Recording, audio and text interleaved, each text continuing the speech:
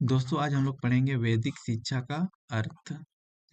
वैदिक कालीन शिक्षा का व्यापक अर्थ जीवन पर्यंत चलने वाली शिक्षा से है।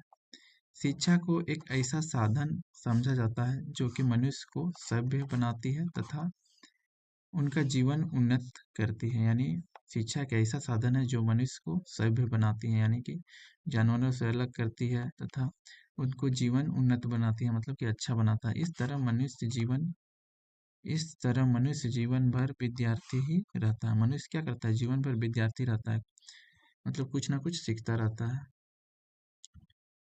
वैदिक कालीन शिक्षा का संकुचित अर्थ उस शिक्षा से था जो औपचारिक होती थी। बालक अपने जीवन के कुछ वर्षों तक गुरुकुल में रहकर ब्रह्मचर्य जीवन व्यतीत करता था और वहां गुरु से ज्ञान प्राप्त करता था। गुरु के यहाँ प्राप्त यह शिक्षा व्यक्ति के जीवन का सर्वांगीण विकास करती थी तथा जीवन में उसको जीविकापार्जन करने के योग्य भी बनाती थी।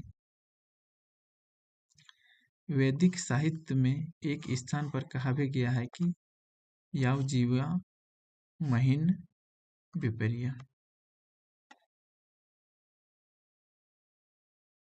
वैदिक कालीन शिक्षा की परिभाषा। वैदिक कालीन शिक्षा से तात्पर्य उस ज्ञान से है जो वेदों में सुरक्षित है तथा उस काल में प्रयोग किया जाता था। भारत की आधारभूत संस्कृति का ज्ञान इन्हीं प्राचीन धर्म ग्रंथों में सुरक्षित है।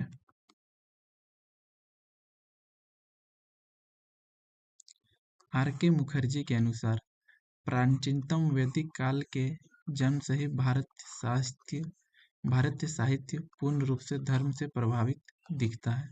वैदिक युग में धर्म, अर्थ, काम व मोक्ष को जीवन का प्रमुख आधार माना जाता था तथा जीवन का एकमात्र उद्देश्य मोक्ष प्राप्ति था।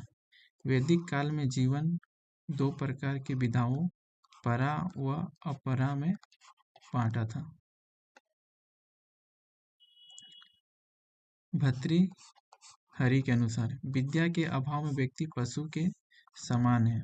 पशु में बुद्धि का अभाव होता है तथा बुद्धि एवं विवेक के अभाव में व्यक्ति भी पशु बन जाता है।